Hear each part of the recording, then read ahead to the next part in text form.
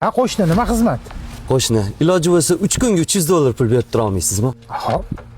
Shumi? Rosa zarur bo'tdi. Hop, Molim hop. kelsa albatta qaytarib beraman. Yo, nima deganingiz? Bu axir ko'zdek qo'shni bo'lsak. Hozir.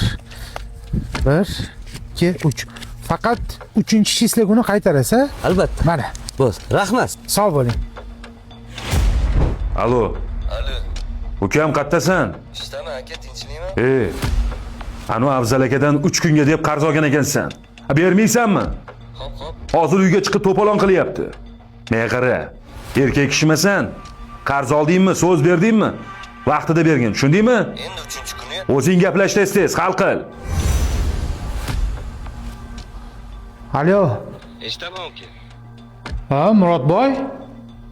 Ha, bugun 3-chi bo'lsa, ha, pulni qachon berasan? Beraman aka. Ey, menga qara. Agar mabodo omonatni topshiradigan bo'lsang, bo'yningdagi qarzingni birov bo'yniga olmaguncha domla janozangni o'qimaydi, bilasanmi shuni? Bilaman. Ya bilsang pulni olib kelib ber. O'rgildim sendagi boydan.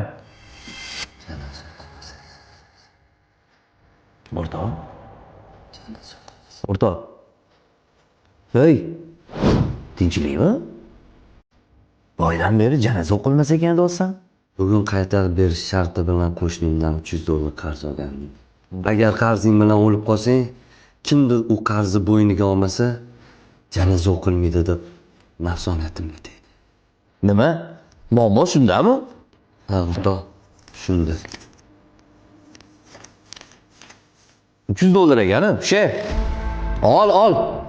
Olib borib ber. Unaqa pastlardan boshqa pul so'ramagan. Kechroq olib beraman. Tur, hozir issig'ida olib borib ber. Tur. Ha. Qo'shni, Hozir. uydamidingiz? Qayerda bo'laman boshqa, keldingizmi? Hamma omonat topib beryaptimi? Nega 400 bitdi? Yani. Ya, sizga nima, siz qolganmi?